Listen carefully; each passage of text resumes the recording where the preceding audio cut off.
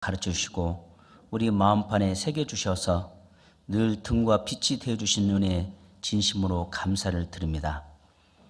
작년 한 해도 주님이 저희와 함께 하시고 또 많은 역사를 이루어 주셨습니다. 올 해에도 주님이 동일하게 함께 하시고 역사해 주셔서 개인의 계획과 또 가정의 계획과 또 교회의 계획들을 하나님께서 이루어 주시고 또한 저희들 하나님의 오른손에 붙잡혀 쓰임받고 하나님께 영광 돌리며 살아갈 수 있는 한 해가 될 수 있도록 주님 역사하시고 도와주시기를 간절히 기도합니다. 더욱더 하나님을 찾기 위해서 또 만나기 위해서 간절히 기다리고 있는 영혼들도 있습니다. 저희들의 마음과 발걸음을 그곳에 인도하셔서 많은 영혼들을 말씀 가운데로 인도하게 하시고 많은 사람들이 구원받을 수 있는 귀한 시간들이 될 수 있도록 역사해 주시기를 간절히 원합니다. 오늘 저희들에게 나타나고자 하신 말씀 또 저희들 마음속에 새겨주셔서 한 해를 힘있게 살아갈 수 있도록 주님 도와주시옵소서. 모든 시종을 하나님께 의지하며 예수님의 이름으로 기도드립니다. 아멘. 신약성경 마태복음 26장입니다.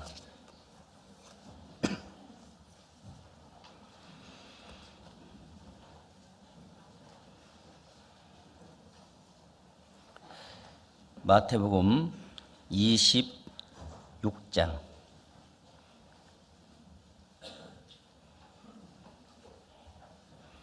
46절입니다.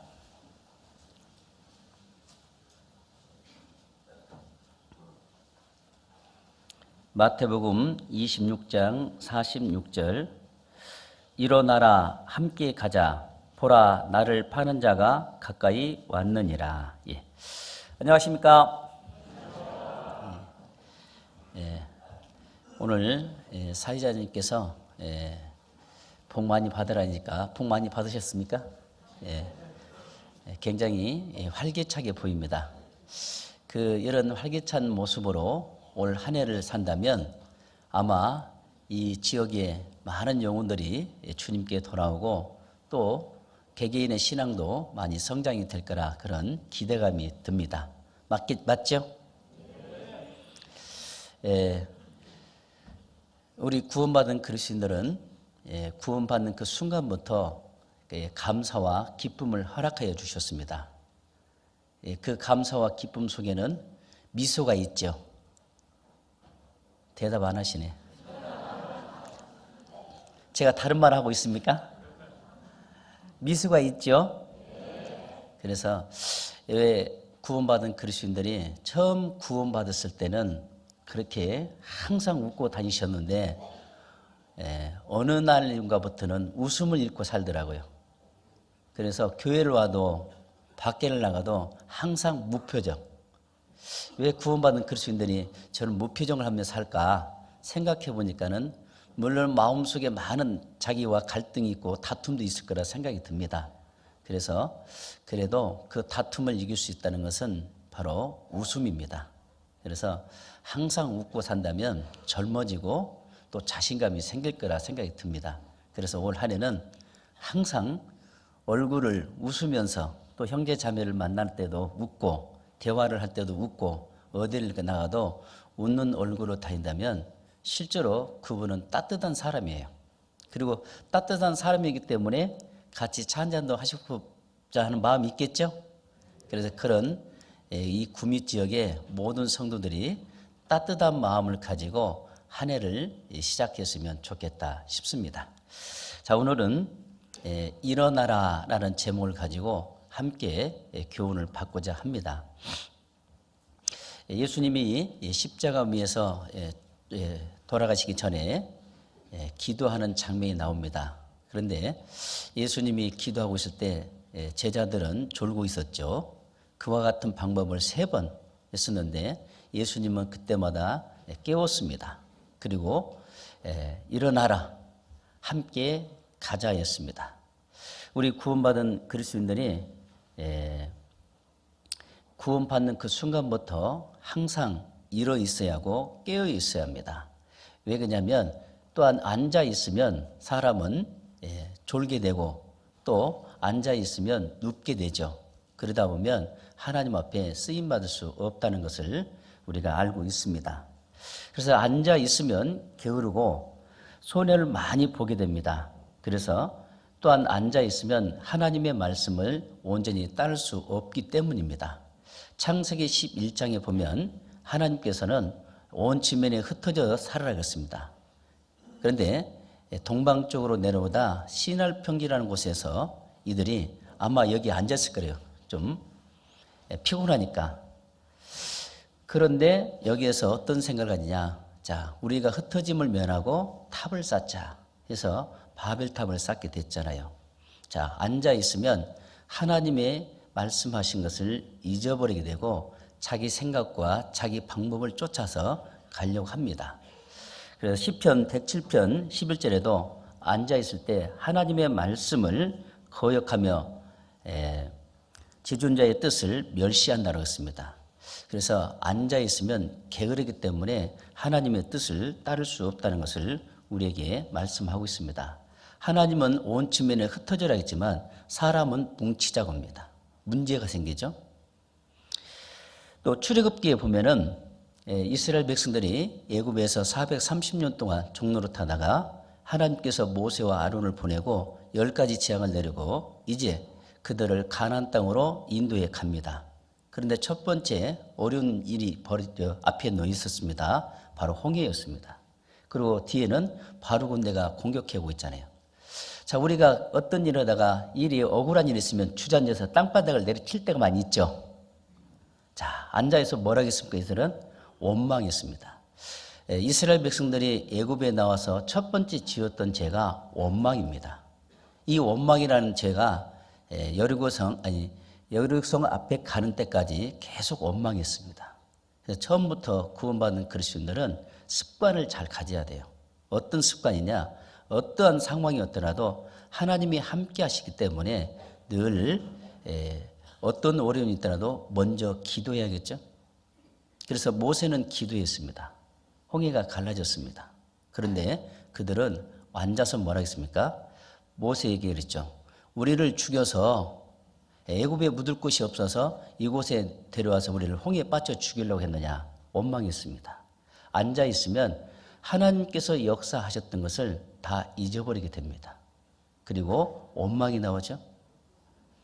또 앉아 있으면 복 있는 사람들에게 살해하는데 그 복을 버리며 삽니다. 시편 1편 1절에 보면 복 있는 사람은 악인의 꾀를 쫓지 아니하며 죄인의 길에 서지 아니하며 오만한 자의 자리에 앉지 아니하고.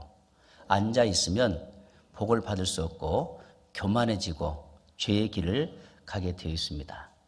또 앉아 있으면 하나님이 하신 일을 볼 수가 없죠. 오늘 본문에 보면 예수님이 기도하고 있을 때 제자들은 졸았습니다. 하나님 하신 일을 들을 수도 없고 볼 수도 없죠. 또 앉아 있으면 순서를 신앙생활도 거꾸로 합니다. 빌립보서 2장 21절에 저희가 다 자기 일을 구하고 그리스도 예수의 일은 구하지 아니하되. 우리가 첫사랑을 깨달았을 때는 나의 모든 삶을 하나님만을 위해서 살기를 원했습니다. 그런데 어느 날인가부터는 하나님을 위해서 사는 것이 아니라 자기를 위해서 살아갑니다. 신앙생활을 거꾸로 살아가고 있어요. 그래서 먼저는 자기 일, 그 다음에 주님의 일.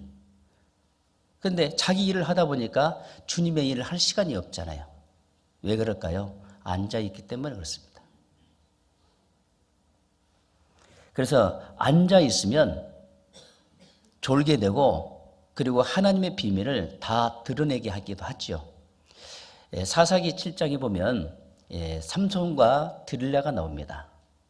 그래서 블레셋 사람들은 삼손에게서 어떤 힘이, 삼손 어느 부분에서 힘이 나오는지를 그거를 찾아내라고 했습니다. 그래서 드릴라는 계속 삼손에게 물어보죠. 그렇지만 이 삼손은 비슷하게 3번 알려줍니다. 그래서 네가 나를 희롱하느냐 계속 그렇게 드릴라가 말하잖아요. 그러니까 삼손의 마음에는 이제 고민이 생기잖아요. 이 비밀을 알려줄까 말까. 그런데도 이 드릴라는 포기하지 않고 계속 삼손에게 비밀이 어디서 나오느냐 그거를 말을 하게 되고 결국에는 그 비밀을 찾아내게 되죠. 그리고 이 드릴라는 삼손을 자기 무릎 위에 눕게 합니다. 그리고 머리털 7가지를 자르게 되죠. 그 순간에 하나님의 능력이 다 떠나버립니다. 누워있으면 하나님의 능력을 상실하게 되고 하나님을 위해 살 수 없음을 우리에게 교훈하고 있습니다. 결국에는 삼손은 두 눈을 잃어버렸습니다. 짐승들이 맷돌을 가리할 것을 갈고 있었죠. 자, 누워있으면 우리는 하나님의 뜻을 쫓아 살 수 없다는 것을 우리에게 교훈하는 성경들이 굉장히 많이 있습니다. 또한 앉아있으면 또 어떤 일이 벌어지냐? 교만이 됩니다. 이 교만에 대해서 우리가 수없이 배우고 있는데 실제로 우리가 구원받는 그 순간부터 주님 앞에 가는 그날까지는 이 교만이라는 걸 가지고 싸워야 합니다. 순간순간 이 교만은 밀려옵니다. 마귀는 이 교만을 가지고 그리스도인들을 많이 넘어뜨리기도 하죠. 그뿐만 아니라 구원받지 않는 사람들도 많이 넘어뜨렸습니다. 왜 마귀는 이 교만을 가지고 공격해 올까요? 자기가 교만으로 인해서 하나님 앞에 쫓김받았잖아요. 그걸 아는 거예요. 그래서 이 교만을 가지고 많은 그리스도인들을 공격하며 무너뜨리게 합니다. 교만은 패망의 선봉이고 넘어짐의 앞좌회라 했습니다. 이 교만은 어디서 나옵니까? 자기 마음에서부터 나오죠. 그리고 이 교만을 품고 있으면 하나님을 대적한다고 그랬습니다. 하나님의 뜻을 따를 수 없다라고 말씀하고 있습니다. 욥기 15장을 보겠습니다.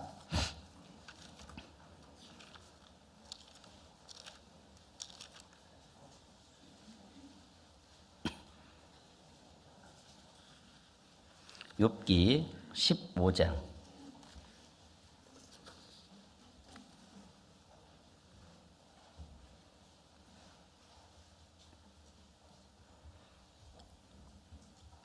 24절입니다.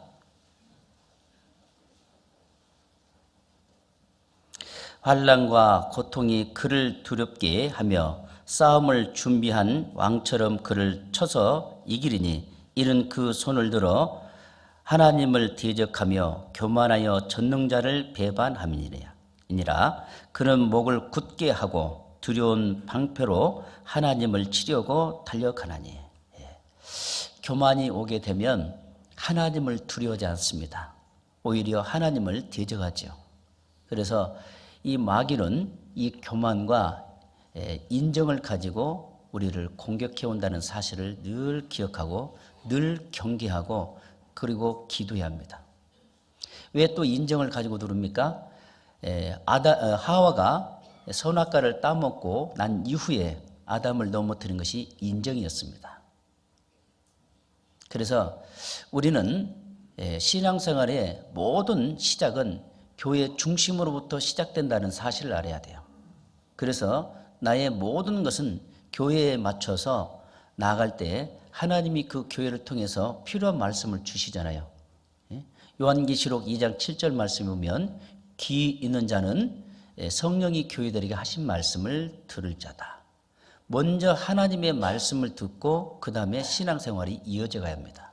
그런데 인정이 들어오게 되면 교회 중심이 아닌 자기 중심, 자기 방법, 자기 생각으로 가게 되고 결국에는 교회를 나누게 됩니다.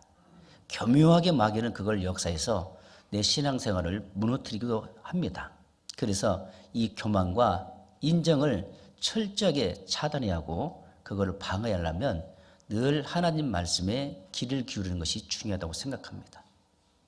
그런데 앉아 있으면 당연히 교만해지고 당연히 인정이 자기를 공격해서 무너뜨리게 하는 일들을 우리는 자주 보고 있습니다. 그래서 저 개인적으로도 지금까지 늘 교만과 인정을 계속 싸우고 있고 늘 경계하고 있습니다. 하루라도 이게 경계하지 않는다면 순식간에 이게 교만이 밀려와서 나를 흔들어요. 그래서 눈만 뜨면 교만과 인정을 먼저 이겨야 할 것에 대해서 기도해야 합니다. 언제까지요? 주님 앞에 가는 그날까지입니다. 왜 솔로몬이 무너졌을까요? 자, 하나님께서 솔로몬에게 많은 지혜를 주었습니다. 그런데 그렇게 하나님에서 많이 알았던 솔로몬이 왜 무너졌습니까? 결국에는 교만으로서 무너졌습니다. 그는 처음 어렸을 때는 하나님께 지혜를 구했습니다. 그런데 성전이 완성이 되고 난 이후에는 지혜를 구하지 않았습니다. 그래서 무너진 거예요. 왜 그랬을까요? 교만이 오기 때문에. 그래서 성경에 지식이 많고 내가 신앙생활에 연수가 많다고 해서 나는 잘하고 있다. 그건 자랑해서는 안 되는 겁니다. 중요한 것은 내가 교만과 싸우고 있는지 그 교만을 이기고 있는지를 살펴보는 것이 중요하죠. 그래야만이 끝까지 신앙의 목표점을 달성할 수 있습니다. 우리 잘 알잖아요. 한때 그렇게 열심히 구원받고 살았던 형제 자매들이 지금 이 자리에 계시지 않는 분이 많이 계시잖아요. 왜 그랬을까요? 그건 교만과 인정이 이게 져버렸기 때문에 신앙생활을 할 수 없다는 것을 우리에게 교훈하고 있습니다. 그래서 이 교만과 인정은 나를 늘 무너뜨린다는 것을 경계한다는 것을 해야 합니다. 그래서 하나님께서는 이 교만한 자가 들어오게 되면은 이 말씀을 변질시키잖아요. 그래서 이 교만은 말씀을 변질시킨다는 건 뭡니까? 자기 편리하게 해석하잖아요. 그러다 보면 결국에는 주님을 떠나게 된다. 그래서 이 말씀을 변질시킨 자가 누구냐? 멀리 있는 것이 아니라 납니다. 나로부터 시작돼요. 교만이 들으면 미움과 시기와 질투가 들어오죠. 그러다 보면 그때 그분의 신앙은 무너지기 시작하는 거예요. 그래서 이 교만이 나를 주장하지 못하도록 늘 기도하고 경계하는 것이 필요하다.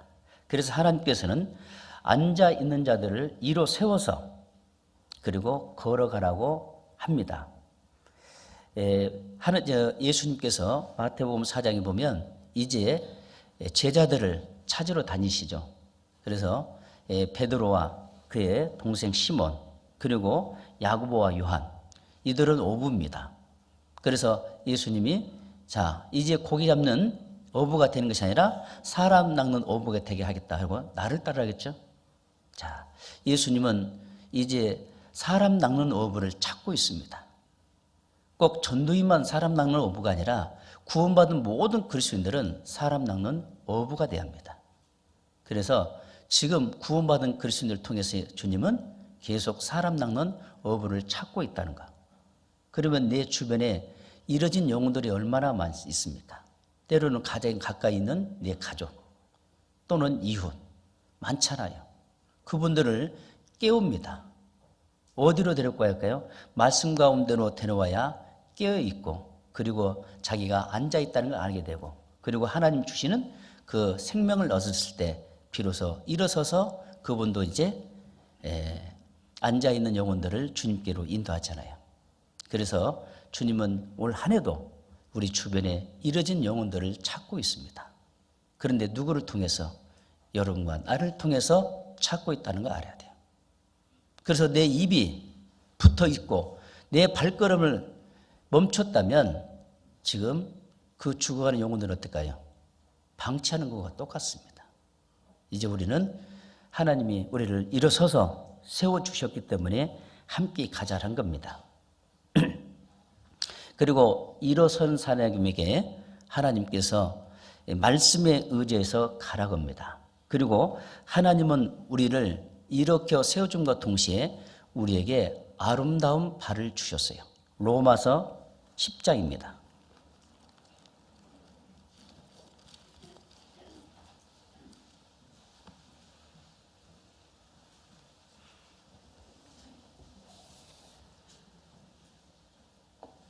로마서 10장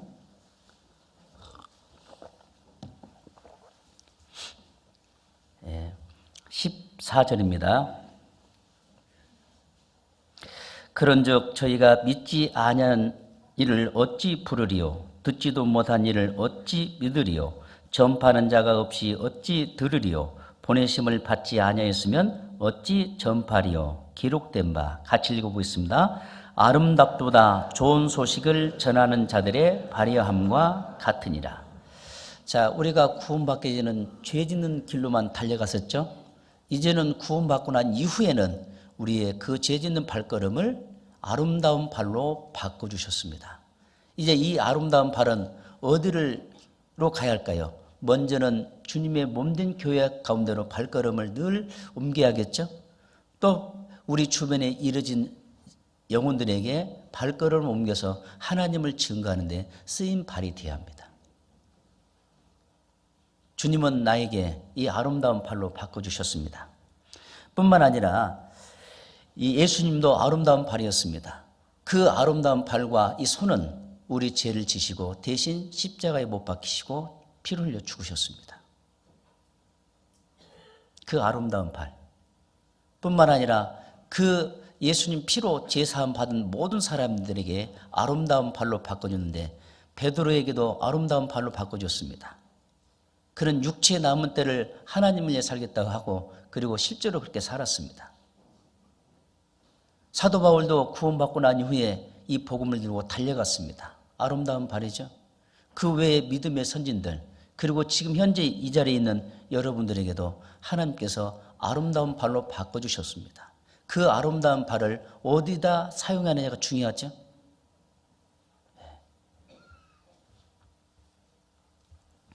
그래서 이 아름다운 발은 바울은 복음 들고 달려갔습니다. 사도행전 20장 24절을 보면 나의 달려갈 길과 주 예수께 받은 사명 곧 하나님의 은혜의 복음 증거하는 일을 마치려면 나의 생명을 조금도 귀한 것으로 여기지 않았다. 복음 들고 목숨 걸고 달려갔습니다. 우리 믿음의 선진들이 그 목숨을 걸고 달려갔기 때문에 우리에게도 복음이 주어진 겁니다.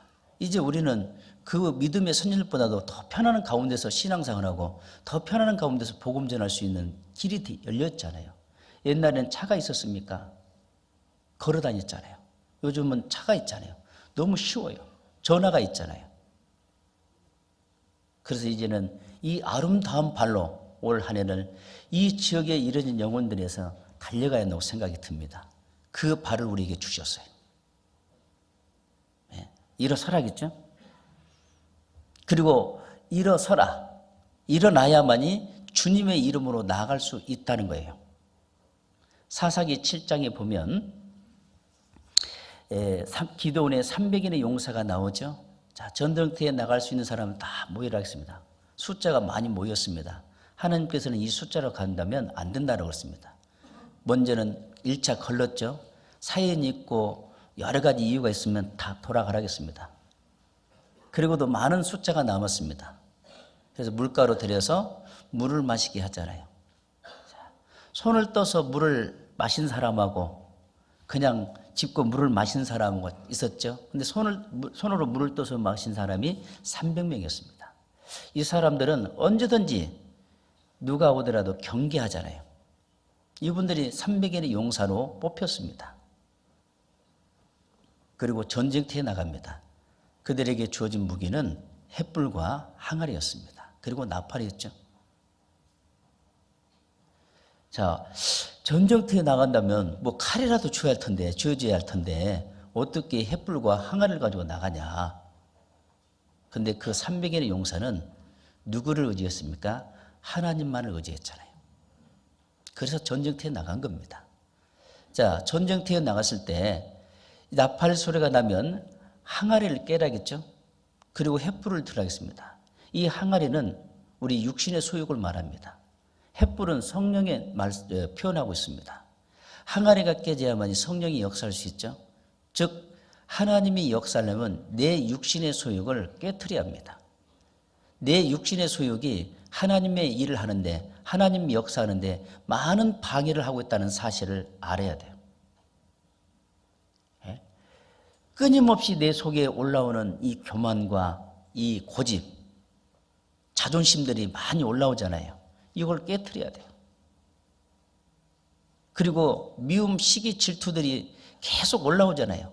이걸 깨트리지 못한다면 성령은 내 안에서 역사할 수 없잖아요. 그래서 우리가 신앙생활 할 때 늘 깨야 할 것들이 많이 있습니다. 그래서 사도 바울은 나는 단호히 말하니 날마다 죽노라. 육신의 소욕을 날마다 쳐 죽였어요. 왜? 이것들을 살려놓으면 이것이 성장이 되고 나의 신앙생활을 방해하고 하나님의 뜻을 쫓지 못하게 만들기 때문입니다. 여러분 신앙생활을 잘할 수 있는 방법이 여러 가지가 있는데 그중에 가장 쉬운 방법이 있습니다. 저도 나름대로 많은 시행착오 끝에 찾아냈어요. 너무 쉬웠어요. 근데 그걸 몰랐었습니다. 그게 뭘까요? 네? 금방 말씀드렸는데 신앙생활하는 것은 가장 쉬운 것은 자기 고집과 자존심을 빼내야 합니다. 자존심과 고집을 빼면은 정말 신앙생활하는데 재밌어요. 바닷가에 보면요, 어떤 이 병 속에 작은 개 한 마리가 들어가 있습니다. 그런데 낙지나 문어는 그 속에 들어가서 잡아먹어요. 그런데 갑오징어는 들어갈 수 있을까요, 없을까요? 못 들어가죠? 이유는 딱딱한 것이 들어있기 때문에 그렇습니다. 쉽게 말하면 그 속에 들어가려면 부드러지를 못해야 돼요. 그 딱딱한 부분을 벗겨야겠죠? 바꿔 말하면 이 자존심과 고집이 딱딱한 겁니다. 이 자존심과 고집은 딱딱하기 때문에 상대편 앞에 고개를 숙이지 않습니다. 그렇죠? 말부터 거칠어지고 행동이 거칠어지고, 그렇죠? 딱딱하면은 모든 게 거칠어져요. 불편해집니다. 그렇기 때문에 이 고집과 자존심을 빼게 되면은 어떻게 될까요? 흐물흐물해지겠죠. 문어처럼. 그러면은 이 흐물흐물인 거 어떻게 하겠어요? 이제 세워지려면 어떻게? 하나님을 의지해야만이 세울 수 있는 거예요. 그래서 자기 고집과 자존심을 빼면 온전히 하나님을 의지하고 하나님의 방법을 쫓아 살아갈 수 있습니다. 실제로 그렇습니다. 제가 부끄럽지만 단상에 오래 서지는 않았어도 사랑에 대한 설교를 못했어요. 왜 그랬을까요? 내가 사랑하지 못하면서 상대편을 왜 사랑하라면 되겠어요? 유선자죠. 정말 이 사랑에 대해서 설교하고 싶었어도 안 되니까 자신감이 없었고 늘 피해 다녔어요.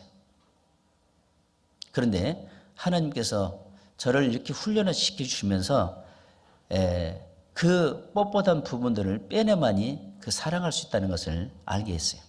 그래서 자존심과 고집을 빼니까 사랑할 수 있었고 나에게 그 순간에 힘들게 했던 형제 자매들도 있었지만 처음에는 미움이 있었어요. 그러나 실제로 그 고집과 자존심 빼니까 먼저 내가 손을 내밀게 되고 내가 안을 수 있는 그 힘을 하나님 주시더라고요. 그래서 이 고집과 자존심은 내 신앙생활하는데 많은 악 영향을 끼쳤다는 것을 알았어요. 여러분 오늘 한 해도 정말 지금 작년의 것을 지금 또 가져오면 안 되잖아요. 가져왔죠? 예? 작년의 거 가져오면 안 됩니다. 이제 다 빼버리십시오. 자존심과 고집을 빼게 되면 정말 내 생활이 부드러워지고 하나님 말씀을 들을 때 더 은혜스럽고 그리고 형제 자매들을 볼 때 정말 귀하고 소중하게 보입니다. 그리고 정말 어렵게 살고 있는 형제 자매님들, 신앙적으로 어려움을 겪고 있는 형제 자매님들, 병중에 있던 형제 자매를 위해서 정말 간절히 기도하게 됩니다. 그 자존심과 고집을 빼는 것이 바람직하다고 생각합니다. 자, 암에 걸렸다가 암을 치료한 의사가 암 환자를 잘 치료하죠? 왜? 그 고통을 알았잖아요. 근데 암 걸리지 않는 의사가 암 환자 물론 치료를 했습니다. 얼마나 정성이 갈까요? 틀려요.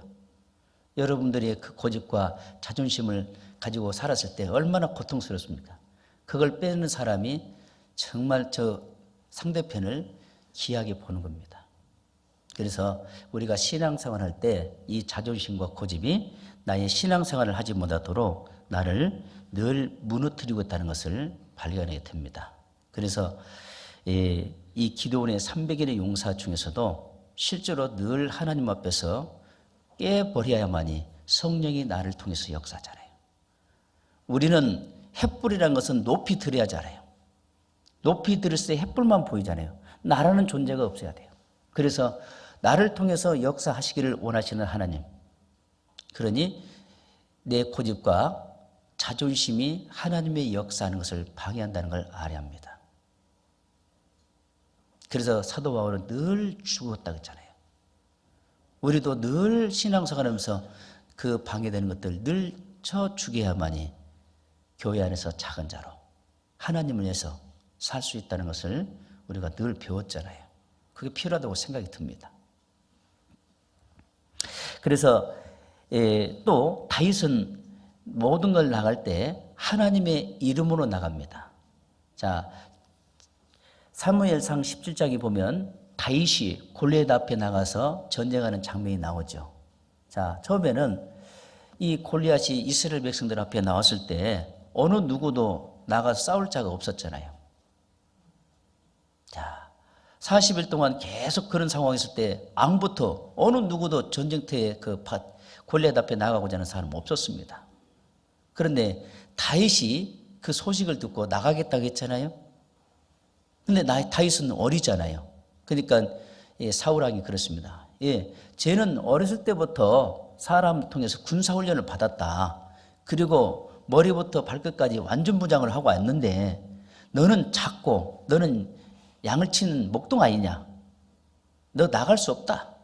라고 이렇게 했을 때 다윗이 이렇게 말합니다. 예, 그렇습니다. 하지만 나는 양을 칠 때 하나님과 함께한 걸 배웠습니다. 그 양을 칠 때 곰이 와서 양을 잡아가면 달려가서 곰의 아가를 깨고 양을 구출했죠. 또 조금 있으니까 젊은 숫사자가 달려왔을 때 손으로 목을 비틀어 죽였습니다. 때로는 음침한 사망의 골짜기를 달릴지라도 해를 두려워하지 할 것은 주님이 함께하는 것을 배웠습니다. 때로는 주님이 푸른 초장에 누이는 것도 보았습니다. 나에게 필요한 모든 것들을 주시고 채워준다는 것을 다윗은 그 양을 치면서 배웠어요. 다윗은 하나님께로부터 훈련을 받은 겁니다. 그런데 만약에 다윗이 그 형제간들 중에 막내였지만 집에 있었다라면 그 훈련을 받을 수 있을까요? 그리고 하나님 앞에 쓰임 받을 수 있을까요? 어찌 보면은 인간적으로 본다면 형들은 지금 집에서 편히 놀고 있잖아요. 막둥이가 양을 치고 있다는 거예요. 그런데 그 양을 치면서 하나님 가장 가까이 있는 걸 배웠고 하나님의 음성을 가장 많이 들었어요. 그래서 주옥 같은 시편이 기록이 됐잖아요. 그리고 나서 다윗은 뭐라고 말합니까? 하나님의 이름으로 나가잖아요. 너는 머리부터 발끝까지 완전 무장을 했지만 나는 주 만군의 여호와의 이름으로 나가노라. 그 다음에 결과는 어떻게 됐습니까? 하나님이 이기게 해주시죠. 물매와 돌멩이 5개가 있는데 그게 뭐 힘이 있겠어요.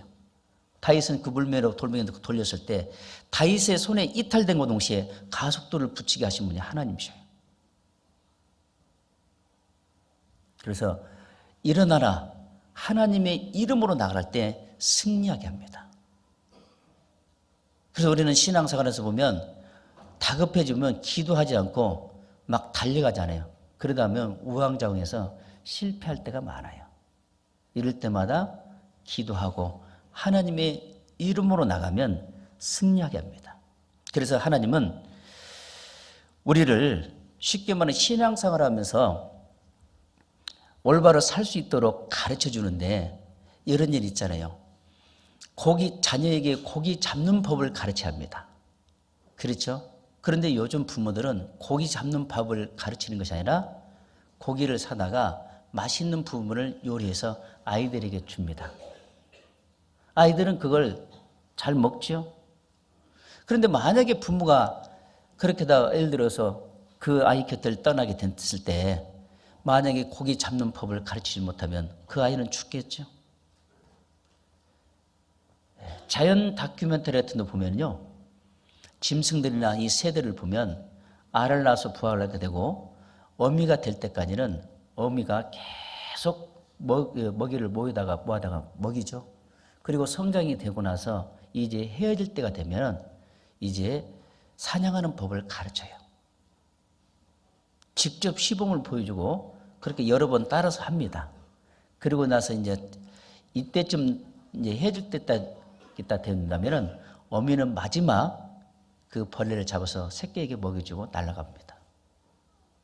그리고 그 새끼는 혼자 이제 남아서 이제 벌레 잡는 법을 어머니 배우기 때문에 처음에는 미숙하지만 얼마 안 가서는 숙달이 되죠. 만약에 그 어미가 그 벌레 잡는 법을 가르치지 못하면 그 새끼는 죽겠죠. 마찬가지입니다. 하나님께서 우리가 끝까지 신앙생활을 잘할 수 있도록 우리에게 뭘 가르칩니까? 죄와 싸워서 이기는 법을 가르쳐줍니다. 세상과 싸워 이기는 법을 가르쳐줍니다. 그리고 하나님의 이름으로 나가라고 가르쳐줍니다. 늘 말씀을 통해서요. 그래서 우리는 이 말씀을 통해서 죄와 싸워 이기는 법을 우리가 매주 주일날, 수요일날 때로는 여러 가지 해별 모임을 통해서 배우고 듣고 있잖아요. 그 말씀들을 우리 마음속에 깊게 새겨놓고 늘 간직하고 해야만이 자기가 올바르게 신앙생활을 할 수 있다는 것을 교훈하고 있습니다. 그리고 하나님은 우리에게 일어선 자에게 갈 방향을 늘 알려줘요. 왜 그러냐면 우리는 한순간 치 앞도 모르잖아요. 시편 32편을 보겠습니다.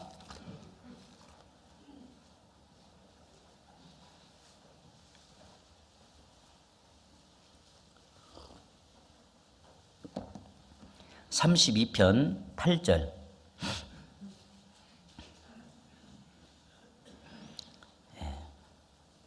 시편 32편 8절 같이 읽어보겠습니다. 내가 너의 갈 길을 가르쳐 보이고 너를 주목하여 훈계하리로다. 늘 주님은 우리 그리스도인들에게 갈 길을 보여주시고 훈계하시죠. 훈계한다는 것도 있습니까? 가르쳐 보여주고 보고 계셔요. 올바르게 가고 있는지 잘못 가고 있는지를 늘 보고 계시죠. 복음 순간도요, 나의 주 등 뒤에서 나를 늘 지켜보시고 도와주시는 주님 있잖아요. 나의 등 뒤에서. 그래서 늘 우리를 훈계해 주셔요. 그럼 훈계하고 계신다는 것은 내 곁에서 늘 보고 계신다는 거죠. 잠언 20장 24절에 보면은 사람의 걸음을 여호와께로 말미암으면 사람은 자기 앞에 길을 모르잖아요. 하나님께로 왔거든요. 그래서 사람이 그 마음으로 길을 계획할지라도 발걸음을 인도하신 분은 하나님이라 했잖아요. 자, 우리가 이 말씀 수없이 들었고 잘 알고 계세요. 그런데 우리는 포기하지 않고 막 가려고 하잖아요. 실족이에요. 그래서 실족한 것을 알기 때문에 하나님께서는 우리를 실족하지 않도록 늘 지켜주셔요. 그리고 우리를 지켜주시는데 졸지도 않고 주무시지 않고 우리를 늘 지켜주고 계셔요. 시편 121편입니다.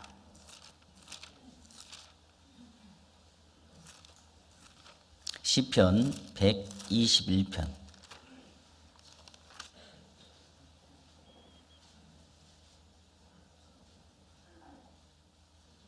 (3절) 말씀 같이 읽어보겠습니다. 여호와께서 너로 실족지 않게 하시며 너를 지키시는 자가 졸지 아니하시리로다. 우리는 졸지요. 주님은 졸지 않습니다. 실족지 않도록 늘 우리를 지켜주고 계셔요. 그래서 실족하지 않는 신앙은 서 있어야 합니다. 그래서 늘 일어서라 그래요. 앉아 있으면 자기가 밀려와요. 자기 생각에. 그래서 여러분들 지금 이 자리에 앉아 있는 것마다 감사해야 돼요. 그런데 늘 주님이 역사하는 곳에 내가 있어야겠죠? 그걸 늘 감사해야 돼요. 그리고 이 자리에 앉아서 하나님 말씀을 들을 수 있는 기회 준 거 감사해야 돼요. 구원받지 않는 사람 이 말 들을 수 있을까요? 실은 우리가 구원받고 난 이후에 이런 말씀 수없이 듣다 보니까 어쩔 때 보면 만성이 될 수도 있어요. 그런데 늘 우리에게 주옥 같은 말씀이에요. 여러분 하루 3끼 밥을 드시잖아요. 그렇게 밥을 먹도 안 질리잖아요. 그런데 그냥 습관처럼 먹는 것 같지만 그 밥을 먹으면 이 속에 들어와서 이게 소화가 돼서 에너지가 돼서 힘있게 살 수 있는 에너지가 나오잖아요. 그래서 우리가 늘 말씀을 들어서 듣는 것은 내 속에 하나님을 살고자 하는 그 에너지를 하나님 말씀을 늘 주셔요. 그래서 하나님은 졸지도 않고 우리를 지켜주시고 실족치 않는 분입니다. 실족치 않게 해주신다고 그렇습니다. 그래서 일어나야 구원받는 자들은 구원받는 자 속에서 하나님이 역사하는 것을 볼 수가 있습니다. 자, 오늘 내가 이 자리에 온 이유는 무엇 때문에 온지를 여러분들 생각 한번 해봐야 돼요. 이사야 성경 1장입니다. 이사야 1장 11절 이사야 성경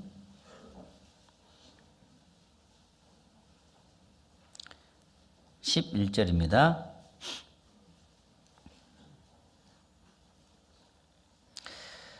여호와께서 말씀하시되 너희의 무수한 재물이 내게 무엇이 유익하뇨? 나는 수양의 번제와 살찐 짐승의 기름에 배불렀고 나는 수송아지나 어린 양이나 수염수의 피를 기뻐하지 아니하노라. 너희가 내 앞에 보이려 오니 그것을 누가 너희에게 요구하였느뇨? 같이 읽어보겠습니다. 내 마당만 밟을 뿐이니라. 자, 내 마당만 밟을 뿐이니라. 이거 한번 이 말씀에 한번 우리가 귀를 기울여 보시죠. 자, 우리에게 주어진 시간은 오늘 이 시간이 가장 소중하고 가장 귀한 시간들입니다. 맞죠? 자, 그러면 이 가장 소중하시고 기쁜 시간을 우리가 지금 보내고 또 새로운 시간을 맞고 있는데 누구에게나 24시간 주었습니다. 그런데 나는 어떤 마음을 가지고 지금 이 시간을 보내고 있습니까? 그게 중요해요. 자, 믿음, 순종, 희생, 협력하는 그 마음을 품고 이 시간을 보낼 것이냐, 반대로 미움, 시기, 질투 이것을 품고 시간을 보내냐. 똑같은 시간이 흘러가고 있죠. 나는 어떤 마음을 품고 보내는 것이 중요하다는 겁니다. 왜? 이 시간이 지나면 다시는 오지 않잖아요. 맞죠? 그래서 저도 한번 이렇게 생각해 봤어요. 야, 맞다. 어차피 지금 이 시간을 지나고 있는데 뭐 복잡하게 생각하고 막 스트레스 받고 열받고 이렇게 시간을 보내는 것보다 즐겁게 보내자. 즐겁게. 그러면 스트레스도 덜 받고 신앙생활도 재밌게 할 수 있더라고요. 그래서 제가 개인적으로 많이 실없이 많이 웃습니다. 제가 전도인 되고 많이 들은 말이에요. 전도인은 웃어도 안 되고 무표정도 안 되고 그럼 이리도 안 되고 저리도 안 되고 어떻게 할까? 참 이거 고민이 많이 빠졌습니다. 그래서 어차피 똑같이 보내는 시간이기 때문에 싫었더라도 웃으면서 보내자. 그게 낫잖아요. 얼굴 굳어지면은 뭐라 그러냐면 얼굴 굳어지면 무섭다고 하고 웃으면 싫었다고 하는데 차라리 무서운 것보다도 실없는 소리 듣는 게 더 낫겠죠? 그래서 우리 구원받은 그리스도인들에게는 늘 실제로 우리 마음속에 기쁨과 즐거움과 믿음과 사랑과 협력과 감사로 하루를 보내면서 시간을 보내게 하셨어요. 그런데 그걸 뭐가 밀려오면 뭐가 미움과 시기가 나를 그걸 밀어내려고 하잖아요. 그러니까 얼굴이 굳어질 수밖에. 그래서 오늘 하루라는 이 시간이 굉장히 중요한 시간입니다. 이 시간이 지나면 다시는 돌아오지 않잖아요. 그리스도인들의 마음속에는 생명이 있습니다. 그래서 생명이 있고 그 생명 속에 하나님은 정직과 선하심을 주셨어요. 그래서 그 정직한 마음과 선한 마음으로 성령의 법을 쫓아 살아가는 것이 하루를 즐겁게 보낸다고 말할 수 있습니다. 또한 그 입술에는 찬양을 할 수 있는 입술을 줬잖아요. 자, 구원받게 되는 이 입술을 가지고 죄를 짓고 세상 노래를 불렀습니다. 오늘 찬양 너무 감사했어요. 야, 저는 개인적으로 찬양대 잘하면 마음이 굉장히 기분 좋아요. 제가 구원 받기 전에 일반 교회를 다녔을 때요, 찬양을 하도 반복적인 것을 들어서요, 찬양을 굉장히 좋아하지 않았어요. 구원 받고 나서도. 왜 그러냐면 옛날 일반 교회 다녔을 때 내게 강 같은 평화, 혹시 아시죠? 처음에는 목사님 이제 혼자 단독으로 부릅니다. 그리고 나서는 같이. 그리고 이제는 목사님 담상을 두들면 다 담상을 두들잖아요. 다시 한번 30분 하는 거야. 그래서 질렸어요, 제가. 그런데 이제 구원받고 나서 계속 찬양을 듣고 찬양의 가사를 보면 정말 은혜되는 가사들이 많잖아요. 구원받은 그리스도인들의 간증이잖아요. 너무 감사가 돼요. 그래서 부끄럽지만 찬양 부분 쪽에는 제가 알고 있는데 한 곡을 전체는 다 모르고 있더라고요. 그래서 올 제 목표가 아무리 못해도 제가 못해도 5곡은 외우자. 네, 도전하려고 하고 있어요. 지금 한 곡 외웠어요. 네, 네? 하나님의 은혜. 네. 처음부터 근데 중간중간 부분만은 하다 보니까 앞뒤가 무슨 얘기인지 잘 모르잖아요. 그래서 채야 못해도 5곡은 내가 좋아하는 5곡은 외운다면 그 찬송만 해도 하루를 정말 즐겁게 보낼 수 있다고 생각합니다. 도전 한번 해보십시오. 그러면 내가 좋아하는 찬송을 찬양에서 불러주면 더 은혜가 되죠. 그래서 우리 입술에 찬양할 수 있는 입술을 주셨다. 그리고 늘 주님과 교제하고 늘 주님은 힘있게 살아가는 것을 배우게 합니다. 그리고 내 주변에 조금 시작할 때 서로 인사하고 사회자 그랬는데요. 실제로 여러분들은 가장 소중한 분들이잖아요. 누구 앞에? 하나님 앞에 여러분과 나는 정말 소중한 사람입니다. 이사야 49장 5절에 보면 나는 여호와 보시기에 존귀한 자라. 정말 구원받고 난 이후에는 하나님은 우리를 존귀하게, 우리를 소중하게 보잖아요. 그런다면 우리 형제 자매들 서로가 소중하게 여겨야 하잖아요. 귀하게 여겨야 합니다.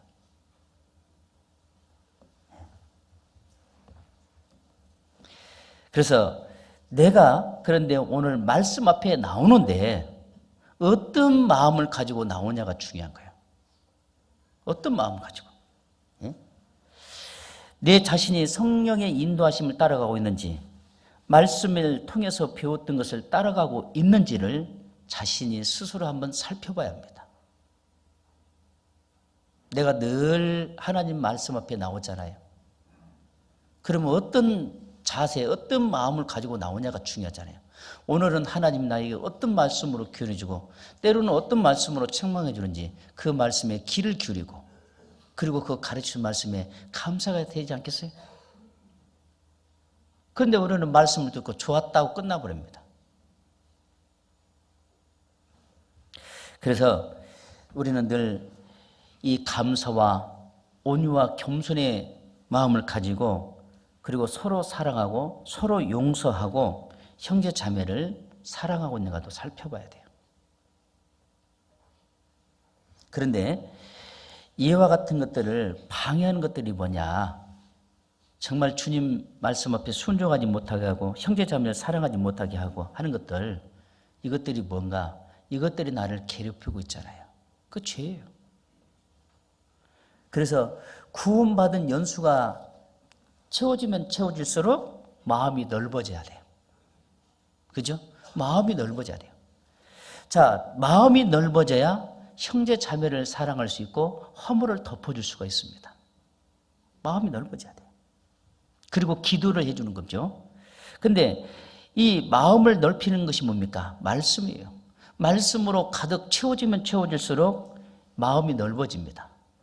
그리고 마음이 넓어졌을 때 그 사람은 교회 중심, 하나님 중심으로 살아가게 된 겁니다. 마음이 넓은 사람. 그런데 마음이 좁아진 사람이 어떤 사람이냐? 누가복음 12장에 보면 부자가 있잖아요. 우리가 잘 알고 있죠? 곡식 창고가 좁아서 그걸 다 헐고 크게 지었잖아요.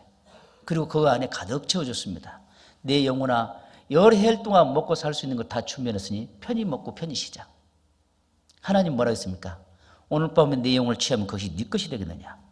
그런데 이 부자의 마음속에는 어떤 마음으로 살았습니까? 곡식 창고를 붓고 크게 지어서 곡식을 가득 채우는 거, 거기에만 관심이 있죠. 다른 게는 관심이 없어요. 그 안에 하나님이 역사할 공간이 없어요. 들어가서. 왜? 곡식 창고에 가득 채운 곳으로만 가득 채워 있기 때문에. 그래서 이 부자의 마음속에는 이 곡식 창고를 가득 채우는 곳으로만 가득 채 있기 때문에 하나님 말씀이 그 속에 들어가서 역사할 곳이 없습니다. 그게 마음이 좁아진 거죠. 그러면 이 부자만 그럴까요? 나는 어떻습니까? 내 마음은 얼마나 넓고 아니면 좁아졌습니까? 그래서 우리는 마음을 넓혀야 합니다. 마음을 넓히는 것들은 여러 가지가 있는데 첫째, 하나님이 나의 모든 삶을 살펴보고 계신다는 사실을 알아야 돼요. 그래서 하나님을 경외할 때 선과 악을 구별해야겠죠. 에레미야 17장 9절에 보면 만물보다 거짓되고 심히 부패한 것은 마음이라. 누가 능히 이를 알려마는 나 여호와는 심장과 폐부를 살피고 각각 그 행한 대로 보응한다 했습니다. 하나님은 사람의 마음을 더럽다고 그랬잖아요. 거짓되다고 그랬습니다. 그런데 더러운 것과 이 거짓 것을 가지고면서도 자기는 선하게 깨끗하게 산 것처럼 착각합니다. 그런데 잠언 15장 3절에 보면 여호와의 눈은 어디서든지 악인과 선의를 감찰하시느니라. 어디서든지 보고 계십니다. 뿐만 아니라 하나님은 개개인의 마음속에 깊은 속을 살핀다 그러세요. 잠언 20장 27절 말씀에 보면 사람의 영혼은 여호와의 등불이라 깊은 속을 살피느니라. 하나님은 우리 먼저 외형을 보는 것보다 먼저 내 마음속에 깊은 곳을 쳐다봐요. 그리고 그 속에 어떤 마음을 갖고 있는지 그걸 아셔요. 그래서 하나님을 경외하는 자는 실제로 선과 악을 구별하니까 하나님 쪽으로 마음이 바뀌겠죠. 그래서 하나님의 눈은 아주 밝습니다. 그래서 히브리서 4장 12절에도 하나님의 말씀은 살아있고 운동력이 있어 좌우에 날선 어떤 검보다도 예리하여 영과 홍과 및 관절과 골수를 찔러 쪼기까지 하며 그 사람의 생각과 뜻을 감찰하시나니 지으신 것이 하나라도 나타나지 않음이 없고 오직 만물을 주관하신 자의 눈앞에 벌거벗은 같이 다 드러난다겠죠? 다 드러납니다. 어제 목사님 말씀 하셨잖아요. 우리가 집회를 들을 때는 하나님 살아계신다는 건 확실하게 더 믿어지는데 생활 속에 함께하는 하나님을 잊어버린 거예요. 함께한지를 모르는 거예요. 실제로 구원받은 그리스도인들은 생활 속에 함께 하는 하나님을 더 알아가야 돼요. 그래야만 올바르게 신앙생활을 할 수 있잖아요. 그 하나님은 늘 우리를 그래서 일어 세워주십니다. 근데 우리는 앉으려고만 그런 거예요. 그래서 개인 속에 누가 하냐? 하나님만 아시잖아요. 어떤 마음을 갖고 있고 어떤 생각을 갖고 있는지. 그래서 하나님 말씀이 내 안에서 역사할 때 하나님의 능력이 보이고 역사가 보이잖아요. 그래서 하나님 늘 내 안에 말씀으로 나를 역사해 주십시오. 나를 가르쳐 주시고 그 말씀을 붙잡고 따를 수 있도록. 우리가 수없이 반복적으로 들었던 말씀들입니다. 그런데 왜 우리가 계속 이렇게 수없이 반복적으로 들어야 할까요? 그게 내 양식이 안 돼 있기 때문에 그런 거예요. 여러분 한번 잘 생각 한번 해보십시오. 요즘 이제 가을거지가 끝났습니다. 곡식 창고에는 이제 나락으로 가득 채워졌습니다. 자, 곡식 창고에는 나락으로 가득 채워졌지만 그것은 지금 내 몸속에 들어오지 않았기 때문에 나에게 영향을 주지 못하죠. 바꿔 말하면 우리는 하나님 말씀을 많이 들어서 다 알아요. 알고는 있지만 그 말씀이 나에게 영향을 끼치지 못한 건 뭐예요? 믿지 않기 때문에 그렇습니다. 믿어야 그 말씀이 나에게 영향이 내 몸에 나에게 영향을 전달해주고 에너지가 나오잖아요. 밥을 먹어야 그게 소화가 돼서 에너지가 나오듯이 믿어야 돼요. 그래서 우리는 곡식 창고에 곡식을 가득 채웠듯이 우리는 말씀에 대해서는 많이 알고 있지만 그 창고를 채워놨어요. 근데 그 말씀을 갖다가 이용하지를 못해요. 그래서 하나님을 경외할 때 선과 악을 구별할 줄 알아야 합니다. 선과 악을 구별할 줄 알아야 내가 현재 서 있는 위치에서 올바르게 신앙생활을 하고 있는지 아니면 잘못 신앙생활을 하고 있는지를 본인 스스로가 깨닫게 되잖아요. 그게 굉장히 중요한 겁니다. 그걸 깨닫지 못하면 그 생활은 하지만 모든 삶을 보면 거칠어요. 육신의 소리가 더 나와요. 형제 자매들 앞에서 말을 함부로 하고 함부로 대하고. 왜 그럴까요? 생활 속에 나와 함께 하시는 하나님을 잊어버리고 있잖아요. 그래서 하나님이 그걸 우리를 일어서서 깨워주고 있습니다. 우리 속에 죄를 품고 있으면 이 죄는 나를 무너뜨립니다. 내 마음을 둔하게 만들죠. 그래서 이 죄는 하나님의 말씀을 농담으로 여깁니다. 베드로후서 2장입니다.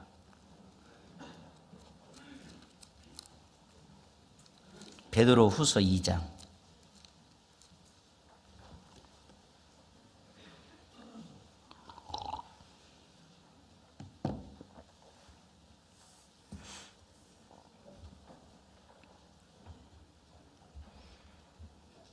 10절 육체를 따라 더러운 정욕 가운데서 행하며 주관하는 일을 멸시하는 자들에게 특별히 형벌하실 줄을 아시느니라. 이들은 담대하고 고집하여 떨지 않고 영광 있는 자를 해방하거니와. 자, 이 말씀은 창세기 19장하고 연결이 돼요. 자, 하나님께서 이 소돔과 고모라성이 지하게 넘쳐났잖아요. 그래서 이 불로 태우기로 작정하고 이제 하나님 천사를 보내서 이 롯을 만나잖아요. 자, 이 안에서 함께 나갈 사람이 몇이냐 물어봤어요. 그러니까 이 롯은 자기 두 딸이 있는데 정혼한 두 사이에게 달려갑니다. 야, 하나님께서 내일 불과 여왕으로 이곳을 다 태워버린다고 했으니 함께 가자. 일어서 함께 가자 그랬거든요. 그런데 이 두 사이는 그 장인의 말을 농담으로 여겼어요. 농담으로 여긴 결과가 어떻게 됐습니까? 다음날 유황불에 죽었죠. 자, 두 사이만 그럴까요? 그런데 우리 구원받은 그리스도인들도 생활 속에 함께하는 하나님을 잃어버리면 하나님의 말씀을 농담으로 받아들이니까 함부로 행동을 취하고 함부로 말하고 거칠어요. 하나님의 말씀을 농담으로 받아들이는 겁니다. 하나님은 사람은 농담할 수도 있지만 하나님은 절대 농담하지 않습니다. 하나님의 말씀은 변함없이 이루어졌어요. 하나님은 사람이 아니잖아요. 한번 이 말씀하신 것을 이루어 가셔요. 그리고 이 성경을 기록할 때 대충 기록한 것이 아니라 정말 후회하지 않을 정도로 아주 깊게 생각하고 성경에 기록하면 다시는 수정이 안 되잖아요. 그런데 그 하나님의 말씀을 농담으로 여기면 되겠어요? 민수기 23장 19절에 보면 하나님은 인생이 아니시니 시건치 않으시고 인자가 아니시니 후회가 없으시다. 어찌 그 하신 말씀을 행치 않으시며 하신 말씀을 실행치 아니하시랴. 하나님은 지금까지 이 66권 성경을 기록한 다 이뤘잖아요. 이루고 가고 계시잖아요. 그들은 하나님의 말씀을 농담으로 여기니까 뭐가? 농담으로 여기게 한 것이 뭐예요? 자기 고집이에요. 조금 전에 갔잖아요. 그 고집을 빼야 합니다. 그래야만이 하나님 말씀이 이런 것을 들었을 때 예, 순종하고 나갈 수 있잖아요. 예? 그래서 마당만 받고 다닌 사람은 하나님 말씀을 들었지만 마음속에 새겨지지 않다면 마당만 받고 온 거예요. 쉽게 말하면 오늘 교회 나온 거 점만 찍고 간 겁니다. 한 말씀이라도 마음판에 새겨져서 그 말씀이 살아서 내 마음을 변화시키게 하는데 한마디도 남지 않았다면 미안하지만 그분은 마당만 받고 간 겁니다. 그건 신앙생활한 것이 아니죠. 우리 구원받은 그리스도인들은 마당 밟고 오는 것이 아니라, 마당만 밟으러 온 것이 아니라 하나님의 말씀을 듣고 하나님의 뜻에 의해 살기 위해서 이 자리에 왔다는 사실 다 알잖아요. 내가 이 자리에 온 이유가 뭐고 목적이 뭡니까? 마당 밟으러 온 거 아니잖아요. 그런데 마당만 받게 된다면 그 뭐냐면 고집. 이 고집을 꺾지 않아요. 여러분 그리스도인들이 고집을 꺾지 않으면 꺾지 않은 만큼 손해예요. 제가 손해를 많이 봐서 알아요. 고집 빨리 꺾어야 돼요. 고집을 꺾지 않으면 잘 알잖아요. 자기밖에 몰라. 자기 방식대로 가려고 하는 거예요. 그러니까 부닥치는 거예요. 집에서도 마찬가지입니다. 부부가정에 보면은 대부분 아내들은 아이고 저 양반 안 돼. 고집이 얼마나 센지 몰라. 그래서 포기하잖아요. 안 싸우려고. 고집을 꺾으면, 고집을 내려놓으면 그 집안에 훈훈하고 좋은 것들이 더 많은데 그걸 사용하지 않아. 그래서 우리는요 보면은 뭐든지 보면은 안 돼부터 시작합니다. 그렇죠? 무조건 안 돼. 왜 안 될까? 태생이 죄인으로 태어났어요. 그래서 항상 이 태생은 죄인으로 태어났기 때문에 옳은 것을 싫어하는 거예요. 그래서 습관이 되고 안 돼로부터 시작됩니다. 교회 일을 뭐 하자고 할 때도 무조건 안 돼부터 시작해요. 왜 안 됩니까? 근데 일하는 안 되는 거 시작돼요. 그런데 여러분 뒤집어서 한번 생각해 봐요. 이안이 있습니다. 이안은 됩니다. 뭐냐? 하나님 방법으로 하면 돼요. 근데 우리는 안 된 거로 시작하니까 하나님의 방법을 잊어버린 겁니다. 하나님의 방법을 꺼져버려서 사용하지 않는 거예요.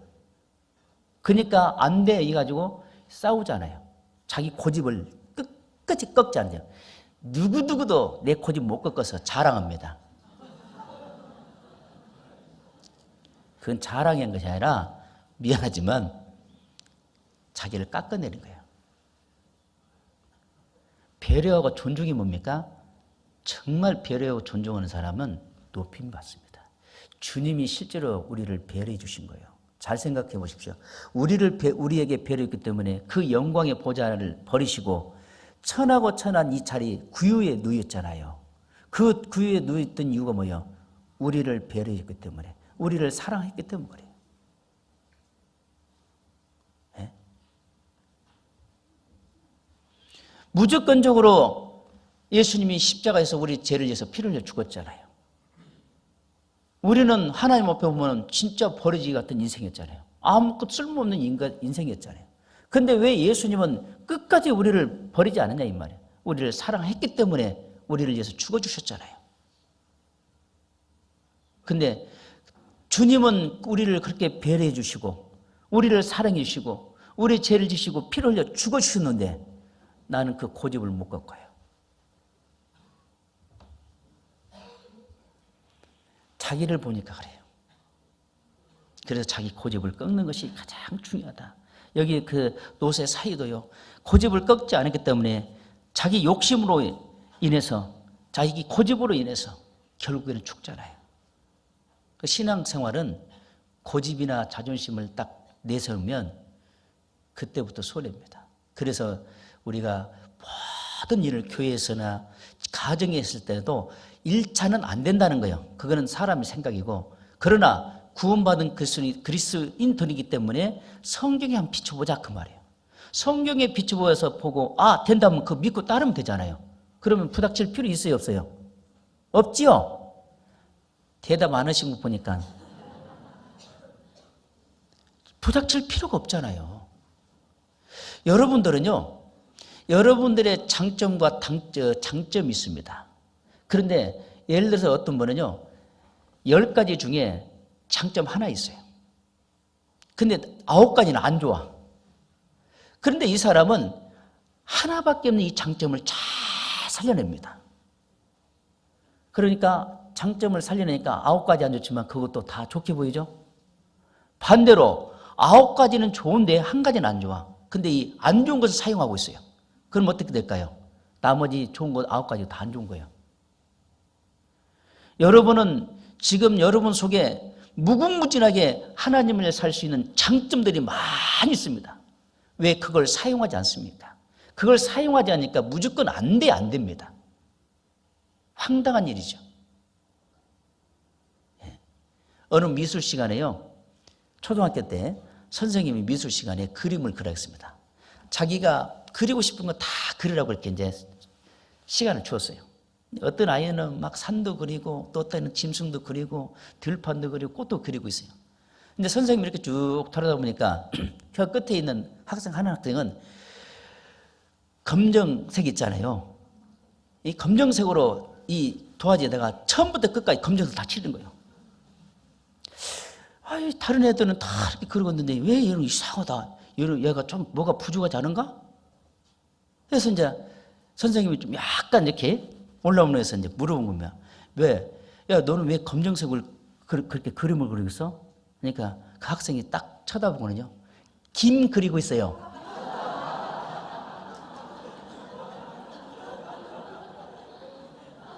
자, 황당하죠? 물론 그것도 맞지만 실제로 우리가 신앙생활 하면서 여러분 한번 살펴보십시오. 장점이 뭐고 단점이 뭔가. 정말 여러분 속에는 진짜 좋은 것들이 많이 있는데 그걸 쓰지 않는 거예요. 왜? 습관이 되어서 안 돼부터. 그래서 그렇다고 하잖아요. 어떤 학생이 친구 집에 놀러 갔대요. 그러니까 이제 친구 엄마가 물은 거예요. 너희 엄마는 무엇을 하시는 분이니 물어본 거예요. 그러니까 그 학생이 그랬대요. 예, 우리 엄마는 항상 좋은 말만 해요. 그래서 무슨 좋은 말? 잘했던 못했던 너 좋은 말 할 때 말 들어. 좋은 말 할 때 말 들은 거예요.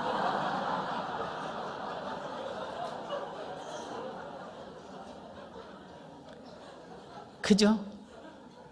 하여간 그 좋은 말을 어디서 사용했습니까? 아주 좋든 나쁘든 다 사용했잖아요.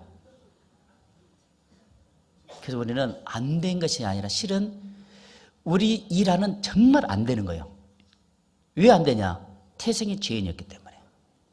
그리고 그렇게 살아왔기 때문에 안 되는 거예요. 그 습관이 지금까지 그걸 갖고 오다 보니까 주님 일 하는데 무조건 안 돼부터 시작돼요. 그러니까 서로 상처를 입어요. 이제 올해는 안 되는 것이 아니라 이안을 사용합니다. 이안은 이제 내려놓고 이안을 사용하면 말씀 앞에 비추면 모든 게 됩니다. 답이 있어요, 성경 안에. 그러면 감사와 기쁨이 있잖아요. 그렇게 살아야 하잖아요. 그러니까 일어서는 사람은 이안을 사용합니다. 앉아있는 사람은 이안을 사용합니다. 그래서 내가 지금 앉아있는지 일어서 있는지는 구별되죠? 네. 그래서 이 나의 신앙 상태가 가정에게 교회에게 어떤 영향을 끼치고 있는지를 알아야 돼요. 때로는 내 자녀가, 때로는 새로 구원받으신 분들이 그걸 보고 그대로 흡수합니다. 좋은 영향을 끼쳐야 돼요. 네. 나쁜 영향을 끼치면 실제로 그 자녀도 그대로 흡수해갑니다. 옛날에 그랬다고 하잖아요. 아버지가 알코올 중독자예요. 그래서요, 너무너무 어린 나이에는 괴로워서 다시는 우리는 형제간들끼리 술을 먹지 말자 다짐했는데 거기서 또 하나 나오잖아요. 자기도 모르게 그 아버지의 술조정인 것이 자기도 모르게 새겨져 버린 겁니다. 자연스럽게. 그러니까 우리가 구원받고 난 이후에 내 신앙 상태가 어떤 영향을 끼치고 있는지를 알아야 하잖아요. 좋은 영향을 끼치는데 해야겠잖아요. 그래서 이 하나님께서 이 노새 두 사이에게 피할 수 있는 방법을 가르쳐 줬는데도 그들은 끝까지 농담으로 받아들임으로 죽었잖아요. 농담으로.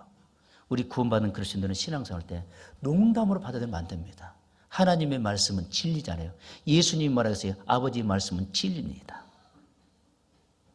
사도 요한은 요한복음 1장 1절에 보면 하나님 말씀은 이 말씀이 하나님이라 했잖아요. 예? 바울은 디모데전서 4장 5절에 보면요, 말씀과 기도로 거룩해진다 그러세요. 말씀과 기도로 거룩한 삶을 살게 돼 있잖아요. 그래서 이 믿음의 선진들은 하나님 말씀을 옆에 따를 때는 이 말씀을 그렇게 믿었잖아요. 근데 우리가 농담으로 이길 수 있어요. 그러니까 이 신앙생활 할 때 삶이 변화가 안 돼요. 하나님을 두려워하지 않습니다.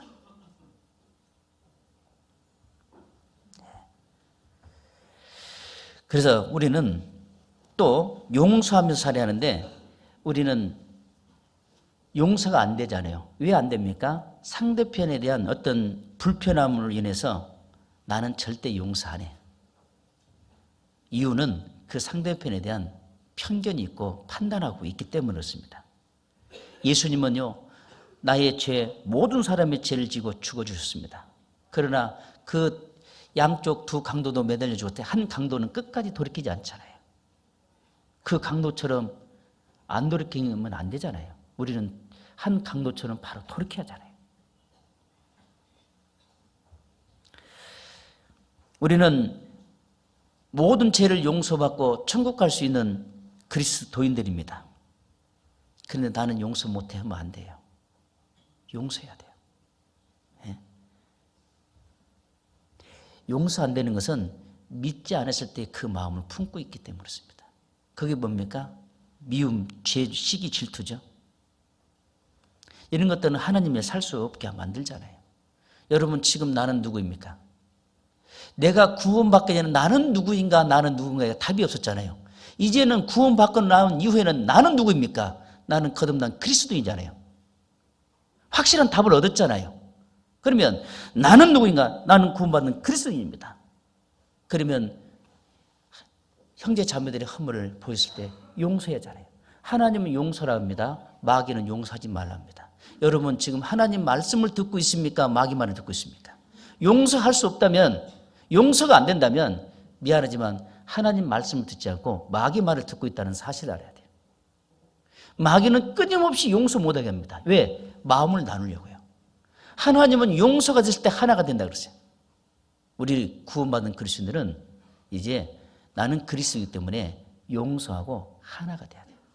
우리가 그걸 배우러 왔잖아요. 지금 늘 우리가 말씀 앞에 나오면 그걸 배우잖아요.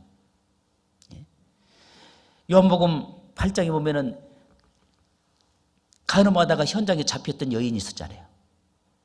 한 손에는 돌을 들고 한 손에는 여인을 데리고 예수님 앞에 들어왔어요.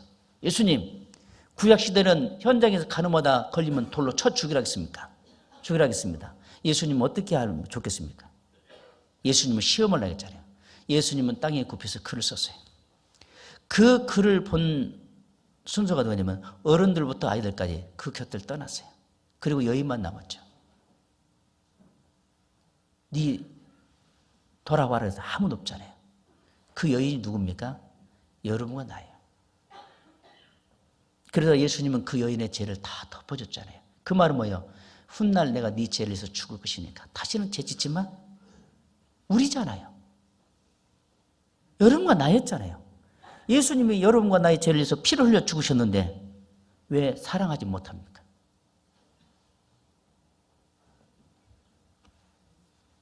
그래서 우리는 나는 용서 못한다면 한번 생각해 봐야 돼요. 내가 정말 하나님의 사랑을 깨달은 사람인지 아니면 내 고집과 내 자존심만 내 속에 있는지를 한번 살펴보는 것도 필요하다고 생각합니다. 그래서 우리에게는 누구에게나 똑같이 동일한 그릇을 주셨다는 걸 알아야 돼요. 열왕기하 4장에 보면은 그 엘리사가 있을 때 그 생도 아내가 엘리사에게 찾아오잖아요. 그 생도가 죽었어요. 빚을 지고. 그러니까 채무자가 와서 너 빚을 안 갚으면 두 아이를 데려다 종을 삼겠다. 그러니까 너희 집에 이제 이 여인이 엘리사에게 다가와서 말하잖아요. 그 너희 집에 뭐가 있나? 작은 벽 하나 있나이다. 그러면 집집에 돌아다녀서 그릇을 있는 대로 많이 빌려오라 했잖아요. 빌려왔습니다. 크든 작든 다 채워줬습니다. 성령은 그 사람의 그릇에 맞게끔 채워줘요. 우리에게는 구원받는 순간에 똑같은 그릇으로 출발했어요. 그런데 어떤 사람은 큰 그릇이 됐는가 하면 어떤 사람은 왜 작은 그릇이 됩니까? 우리의 마음의 그릇은요, 고무줄처럼 늘어났다가 쪼그라졌다 해요. 그러면 정말 큰 그릇이 되려면 하나님 말씀으로 가득 채워지면 채울수록 큰 그릇이 돼요. 그런데 작은 그릇으로 바뀌어지는 것은 고집, 자존심, 죄들, 세상 것들이 내 마음속에 채워지면 채워질수록 하나님 말씀이 들어갈 곳이 없죠. 그러니까 작은 그릇이에요. 작은 그릇은 하나님 말씀을 들어도 별로 채워지지 않기 때문에 자기 소리가 커요. 그래서 큰 그릇이 되려면 늘 말씀 앞에서 자기 자신을 무너뜨려야 돼요. 그러죠? 아마 옛날에 제가 3년 전에 아마 말씀한 것 같은데 또 안 들으신 분도 있을 거예요. 오리지널 용각산 소리 날까요, 안 날까요? 나요, 안 나요? 안 나죠? 왜 안 날까요? 가루 있기 때문에, 가루. 그런데 그걸 잘못 관리해서 공기가 내려서 이게 뭉쳐지면 소리가 나죠? 그러면 소리가 나지 않으려면 늘 말씀에서 내 육신의 소욕을 쳤을 때 가루가 되는 거예요. 정상적인 신앙생활을 하고 있다, 그 말이에요. 그러나 비정상적으로 신앙생활을 했다는 것은 세상 것을 받아들이고 내 고집을 받아들이고 내 생각을 받아들이면 그분의 신앙은 정상적인 궤도에서 벗어난 겁니다. 그럼 올바르게 신앙생활을 할 수 없겠죠. 그래서 저는 신앙생활하면서 많은 것을 배우면서요, 판단받고 있을 때 저는 이런 말씀을 통해서 많이 위로받았어요. 잠언 18장입니다.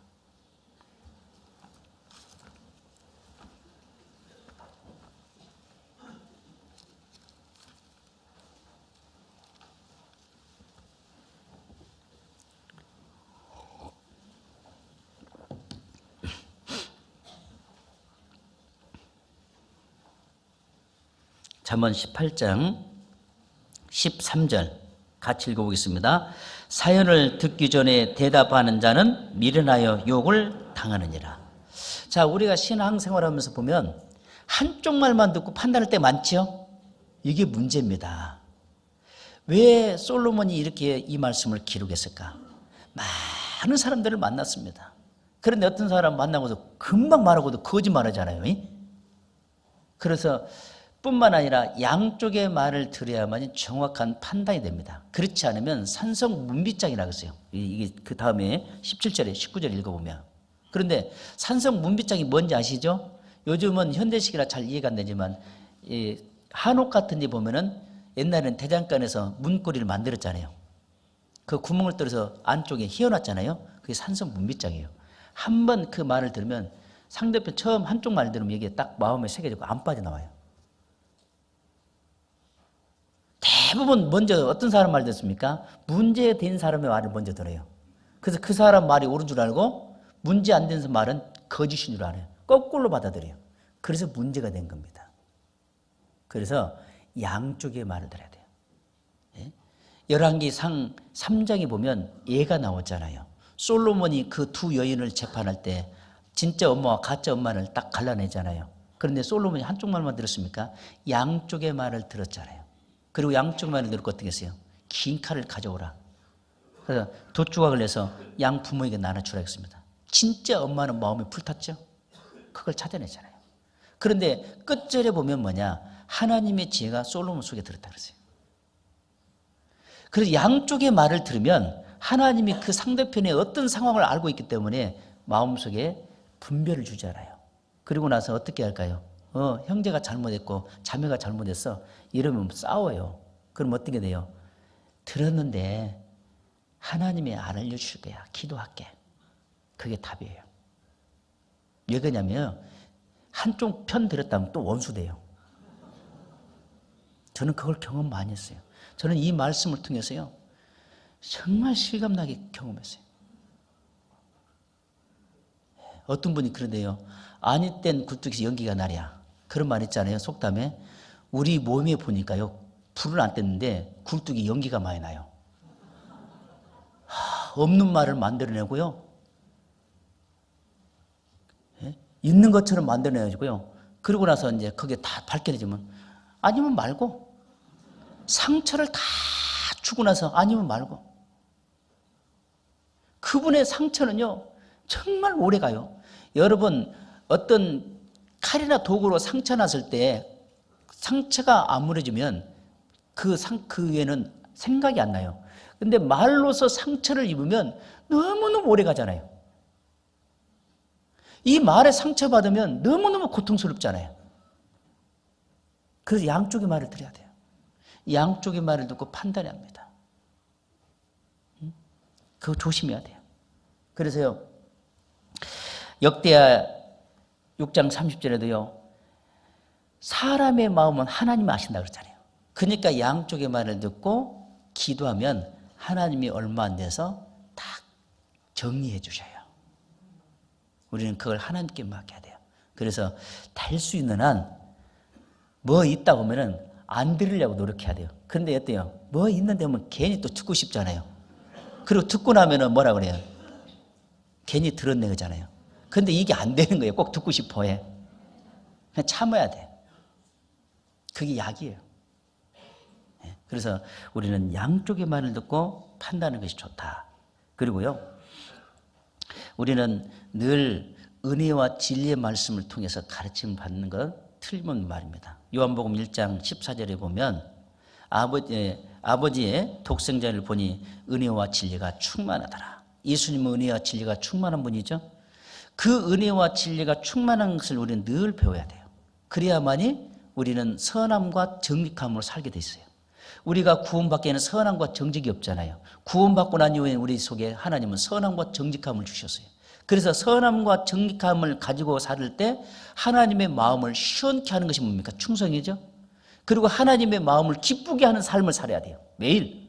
그러면 하나님의 마음을 기쁘게 하는 일이 뭐예요? 잠언 16장 7절에 보면 사람의 행위가 여호와를 기쁘시게 하면 그 사람의 원수라도 화목하게 하신다 그랬잖아요. 자, 원수를 위해서 기도해야 합니다. 기도 됩니까? 돼요. 조금 전에 말했잖아요. 내 고집과 자존심을 빼면 실제로 내 상대편이 나를 힘들게 했더라도 그분을 위해서 내가 기도할 수 있습니다. 하나님께 기도하고 하나님께 맡기면 하나님이 그분을 변화시켜서 만나게 해줘요. 그게 하나님을 기쁘게 하는 일이에요. 내가 해결한다고 하면 어떻게 해요? 싸움만 되지 더 골이 깊어집니다. 하나님을 기쁘게 하는 일은 하나님께 기도하고 맡기는 일입니다. 그게 누가 할 수 있습니까? 일어선 자가 할 수 있어요.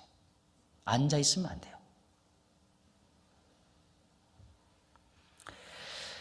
그래서 우리는 하나님 앞에 늘 정직하게 살고 우리는 하나님 앞에 소원을, 여러분의 소원이 있죠? 그 소원을 하나님 앞에 구해야 돼요.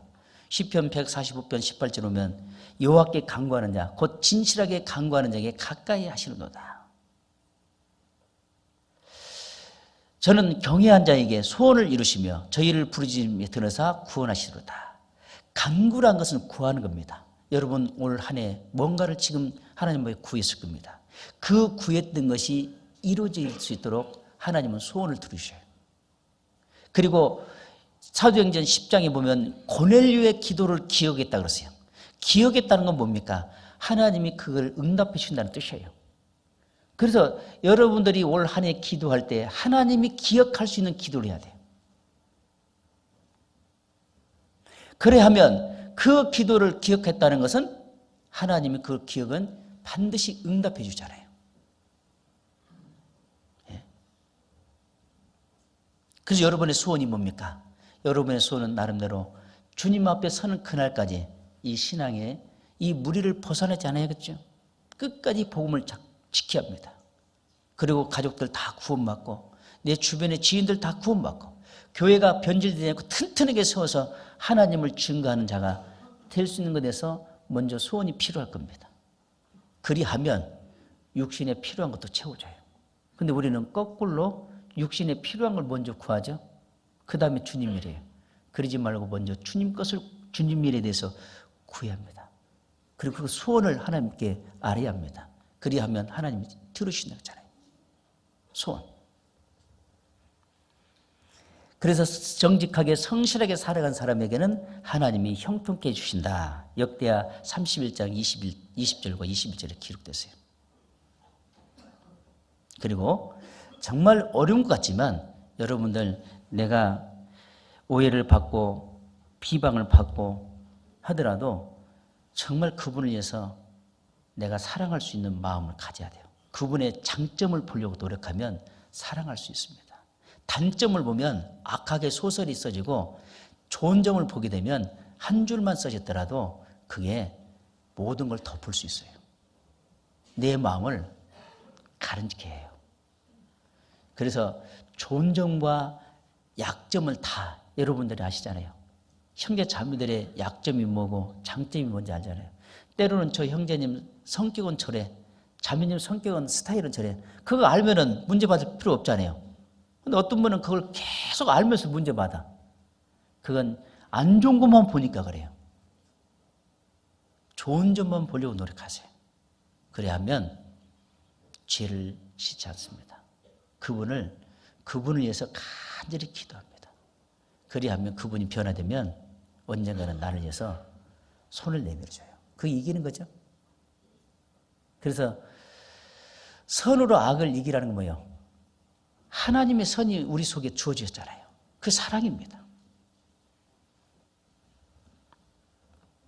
그래서 저는 개인적으로 참 그런 것들을 많이 배우면서 나로 인해서 실족한 자가 되지 않게 하자.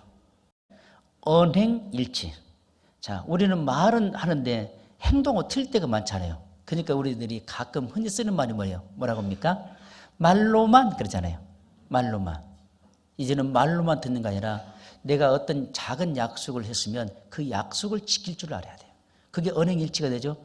언행일치가 제대로 된 사람에게는 정말 신뢰가 있고 그 사람과 함께 동행하고 싶어 할 겁니다.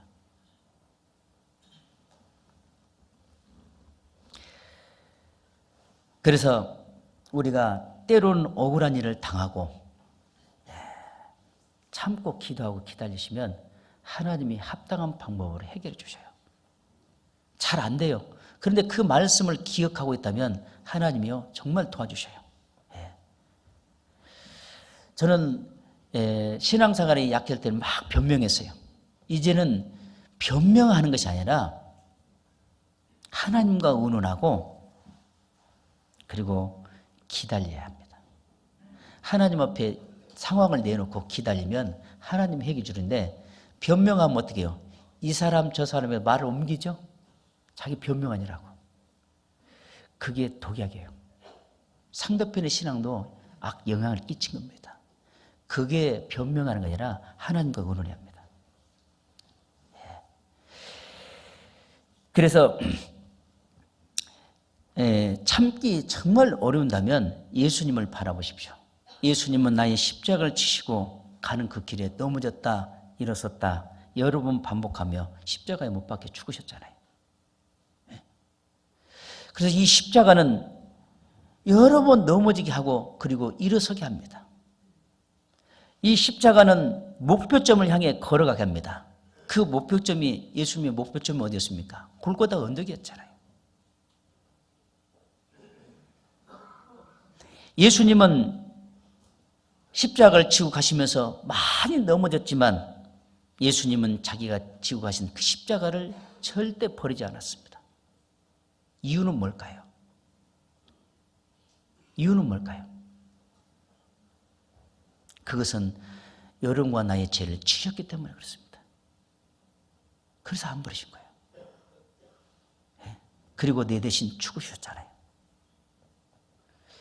이 십자가는 손과 발을 꼼짝 못하게 못 박혔습니다. 왜 박혔을까요? 주님은 여러분과 나를 사랑하고 계신다는 걸 보여주고 계십니다. 그리고 나에게 뭐라고 말씀하시냐? 서로 사랑하라고 말씀하고 계시잖아요. 그래서 우리는 주님을 따라갈 때 나를 부인하고 나의 십자가를 지고 주님을 따르라는 겁니다. 그리고 정말 억울하고 비방을 받고 무시를 당해도 하나님은 참고 기다리라 합니다. 억울하잖아요. 참고 기다리면 되는 거니까요. 그래도 기다리라 합니다. 주님이 십자가에 죽으셨잖아요. 그래서 그래도 못 참겠다 하면은 예수님이 나의 죄를 지고 피 흘려 죽으신 것을 바라보십시오. 그런다면 참아낼 수 있습니다. 그런데 우리를 형제 자매를 사랑해야 하는데, 용서해야 하는데 절대 용서 못해. 비방하면 되겠어요? 십자가는요, 예수님은 그 십자가를 지으실 때 수없이 넘어지고 엎어지고 하면서 끝까지 십자가를 놓지 않았던 것은 나의 죄 때문에 그렇잖아요. 여러분의 죄 때문에 그렇잖아요. 그리고 피를 흘려 죽으셨잖아요, 대신. 그렇기 때문에 우리가 구원을 받았잖아요. 그러면 우리도 당연히 사랑해야 하는 건 당연한 일 아니에요? 예? 당연한 일이잖아요. 그런데 나는 죽어도 못해. 그러면 죽어야죠. 미안하지만. 제가 조금 전에 말했지만 제가 이런 설교를 못했던 이유가 사랑을 못했기 때문에, 이제는 사랑할 수 있기 때문에 제가 자신 있게 말하는 거예요. 하나님이 그 힘을 주셨고 나의 인격을 다듬어 주셨고 그 아집과 고집을 많이 빼주셨어요. 그래서 신앙생활은 진짜 잘할 수 있는 것은 힘만 빼는 건 빼면 되는구나. 그 힘이 반복적인 얘기지만 고집과 자존심이었어요. 늘 그걸 빼려고 노력해. 어제 저녁에 목사님 말씀한 것도 보이는 형제 자매를 섬기지 못하면 주님을 섬기지 못하잖아요. 정말 우리 형제 자매들, 여러분들은 한 분 한 분 다 귀한 분이에요. 우리가 볼 때는 별로 못 느끼겠지만 하나님 보시기에는 정말 귀한 분이에요. 구원 받았으니까. 그러면 구원 받은 사람들은 다 귀하니까 귀하게 보고 사랑해야 하잖아요. 좀 부족한 부분이 있으면 덮어주고 기도해주고. 예? 그래서 우리는 정말 사랑해야 합니다. 왜 사랑해야 하느냐? 사랑이 한 곳에 하나님이 역사와 능력이 나타나고 구원의 역사가 일어나기 때문에 그렇습니다. 만약에 사랑이 없다면 주님의 능력, 역사가 일어나지 않습니다. 그걸 내가 방해하고 있다는 사실을 알아야 돼요. 내가 형제 자매를 사랑하지 못하면 내가 주님 일을 지금 방해하고 있구나. 그리고 빨리 돌이켜야 돼요. 빨리. 그래서요, 우리는 하나님 앞에서 늘 무릎을 꿇어야 합니다. 시편 95편 6절에 보면 오라 우리가 굽혀 경배하며 우리를 지으신 하나님 앞에 무릎을 꿇자. 자, 무릎을 꿇는다는 건 뭐냐면 하나님 말씀을 듣고 하나님 말씀에 의해서 살겠다는 뜻이에요.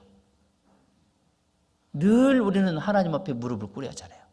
옛날에 그 조선시대 보면은 왕이 신하에게 어떤 명령을 일을 시키려면 뭐라 그래요? 전하, 하명하옵소서 그러잖아요. 그리고 어떻습니까? 앞에서 무릎을 다 꿇고 고개를 숙이고 그 귀를 기울이잖아요. 그리고 어명을 받들겠나이다.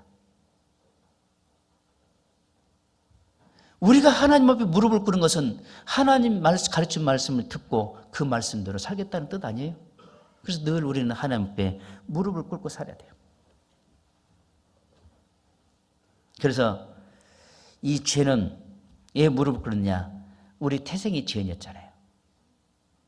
그리고 우리는 늘 나의 죄를 돌아보고 나의 죄를 하나님께 고백해야 돼요. 시편 32편 5절에 보면 내가 이르기를 내 허물을 여호와께 자복하리라 하고 주께 내 죄를 아뢰고 내 죄악을 숨기지 아니하였더니 곧 주께서 나의 죄악을 사하셨나이다. 다윗이 간음하고 살인한 이후에 자기 신앙을 늘 돌아봤는데 그게 139편이에요. 그리고 창조주 하나님의 눈이 얼마나 예리하고 밝은지 그리고 자기의 일거수일투족을 다 보고 있다는 것을 다윗이 깨달은 거예요. 그리고 늘 끝절에 보면 내가 하나님 앞에 무슨 악한 일을 행하였나 나를 살펴보시고 나를 영원한 길로 인도하소서. 늘 자기 신앙을 살펴보는 다윗. 그래서 끝까지 자기 신앙을 지켰잖아요. 내 신앙을 끝까지 지킬 수 있는 방법은 자기 하루 일과 중에 잠자리 눕기 전에 내가 교회에게 혹시 형제 자매들에게 또는 만난 사람들에게 어떤 상처를 주고 또 실수한 것이 있는가 한번 살펴보고 그리고 돌이키는 것도 바람직합니다. 서 있을 때 그래요. 누워 있으면 그거 바라보지도 않아요. 그리고 우리는 항상 하나님의 말씀을 앞에 세우고 가는 것이 바람직합니다. 왜 그러냐면 말씀이 앞에 가야지 내가 말씀 앞에 가면 교만해져요. 그래서 요한복음 10장에 보면 예수님이 양들을 내은 후에 앞서가면 양들은 내 음성을 듣고 따라오게 그랬잖아요. 우리는 주님의 말씀을 듣고 주님을 따라가야 하잖아요. 근데 주님의 말씀을 듣지 않고 앞서가 버린다면 그거 교만해지죠? 그때 많아요. 여리고성을 무너뜨렸어도 언약궤를 앞에 세우고 하루에 한 바퀴씩 돌고 일곱째 날 7바퀴 돌고 고함을 치르라 했잖아요. 그렇게 하니까 여리고성이 무너졌어요. 만약에 언약궤를 뒤에다 대고 뒤에서 메고 갔다면 무너졌을까요? 이것은 무슨 말하는 겁니까? 말씀이 앞에 세운 말씀이 다 우리 신앙생활을 하는데 어려움이 없도록 지켜주시고 도와주셔요. 그래서 내 앞에 늘 말씀을 앞에 세워야 합니다. 그리고 일어서 있는 자에게 하나님은 형통케 해주십니다.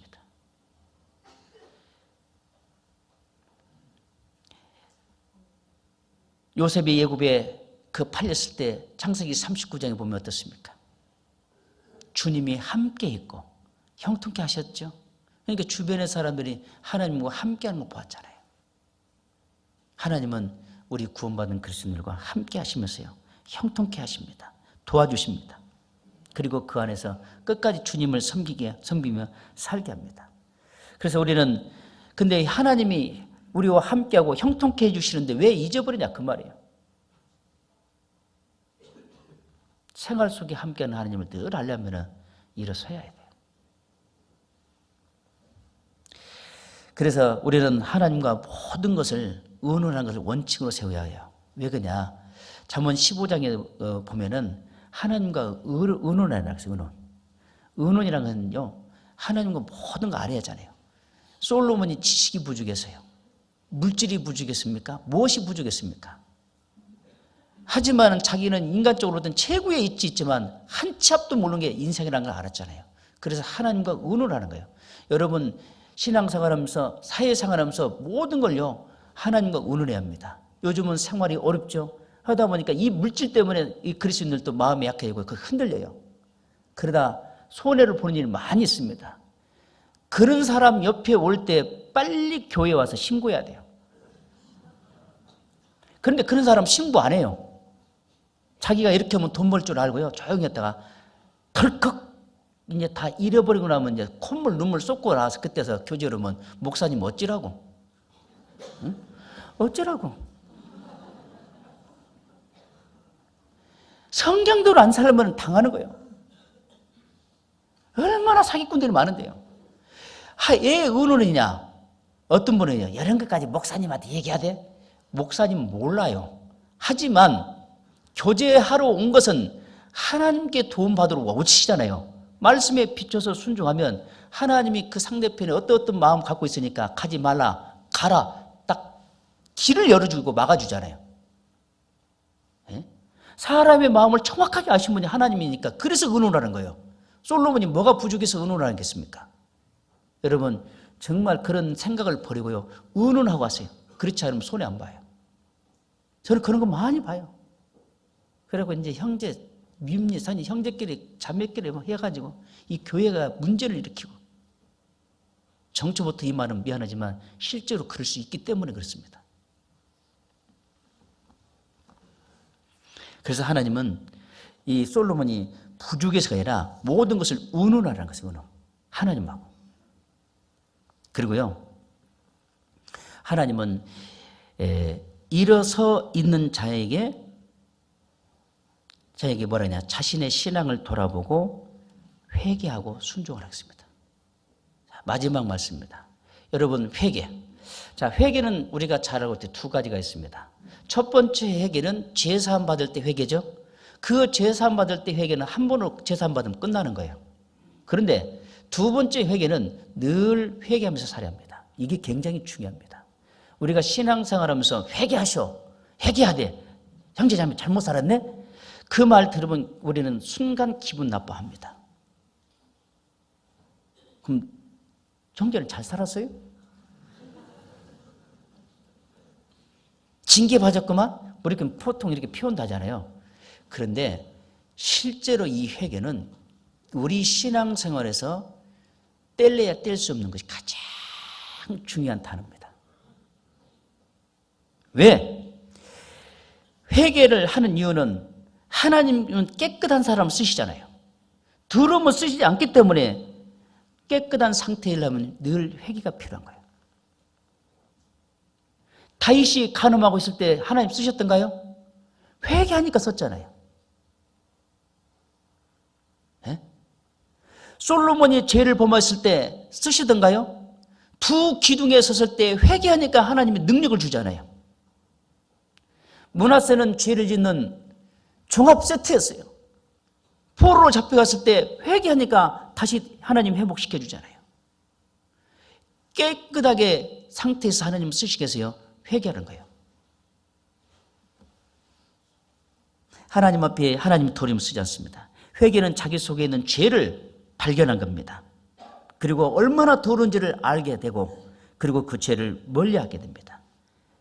회개는 고개를 하나님 앞에 숙이게 해요. 그리고 철저하게 돌이키게 합니다. 그 이후에 하나님이 쓰셔요. 요한 3서 1장 11절에 보면은요, 사랑하는 자여 악한 것을 본받지 말고 선한 것을 본받으라. 선한 것을 본받기 위해서 회개가 필요한 겁니다. 그래서 회개는 깨끗해지죠. 능력이 나타났을 때 순종할 수 있어요. 그리고 복이 주어져요. 그리고 하나님이 함께해 주시고 도와주십니다. 회개는 내 속에 있는 죄를 다 드러내게 합니다. 그리고 하나님의 능력이 나를 변화시킵니다. 그리고 하나님께 영광 돌리며 살아가게 합니다. 회개는 나를 작은 자로 살게 합니다. 그리고 아무것도 할 수 없다는 것을 깨닫게 해줍니다. 아무것도. 그래서 회개는 하나님의 능력이 내 안에서 역사합니다. 나를 변화시킵니다. 회개는 불순종했던 마음을 순종하는 마음으로 바꿔줍니다. 회개는 악했던 마음을 부드러운 마음으로 바꿔줍니다. 회개는 어리석음을 꺾어주시고 지혜롭게 살게 합니다. 회개는 믿음 없는 것을 꺾어주고 믿음으로 살게 해줍니다. 회개는 게으름을 꺾어주고 부지런한 마음을 살게 합니다. 그리고 회개는 나를 변화시켜서 하나님을 위해 올바로 살 수 있도록 방향을 알려줍니다. 그리고 회개는 서로 사랑하며 서로 협력하며 주님을 위해 살게 합니다. 회개는 하나님만을 의지하며 하나님의 계획을 보여주고 살게 합니다. 얼마나 회개가 중요합니까? 그래서 올 한 해 우리의 신앙이 앉아 있으면 안 됩니다. 이제 신앙이 회복했으면 일어서야 하잖아요. 그죠? 병원에서 환자가 이제 입원했습니다. 나오면 어떻게 해야 돼요? 퇴원해야죠. 그리고 활동하죠. 그러듯이 이제 우리는 앉아 있지 말고 이제 모든 걸 훌 털고 이제 일어섰으면 오직 앉아 있지 말고 오직 달려가야 합니다. 그리고 주님이 인도하신 그 길을 우리는 끝까지 걸어가야 합니다. 이제는 좀 피곤하다고 앉아있으면 안 돼요. 예? 이제 깨어 있어서 우리는 기도하면서 마귀의 시험에 들지 않고 늘 깨어있는 삶으로, 그리고 서 있는 삶 속에서 주님을 살다가 주님을 영광스럽게 만나는 그런 구미 지역 모든 형제 자매들이 되었으면 좋겠습니다. 기도하겠습니다. 살아계신 우리 주 하나님 아버지, 진심으로 감사를 드립니다. 우리가 무엇이간데 하나님께서 구원해 주시고 영원한 천국 소망을 가지며 살게 해주신 주님, 진심으로 감사를 드립니다. 뿐만 아니라 이 거룩한 무리 가운데 거하게 하셔서 늘 저희들에게 필요한 말씀으로 가르쳐 주시고 정직하게 선하게 살게 해주신 주님, 진심으로 감사를 드립니다. 주님 앞에 서는 그날까지 우리 형제 자매들 서로 사랑하고 서로 협력하고 서로 기도하고 이루하면서 복음을 전하고 하나님의 이름을 높이고 하나님을 증거하며 살 수 있는 한 해가 될 수 있도록 도와주시옵소서. 특별히 이 구미 지역에 이뤄진 영혼들 위해서 이 교회가 곳곳에 세워졌습니다. 그곳에 많은 영혼들을 불러 모아주시고 많은 역사를 올 한 해 이루어주시기를 간절히 기도합니다. 모든 걸 하나님께 의지하며 우리를 죄에서 구원하여 주신 예수님 이름으로 기도드립니다. 아멘.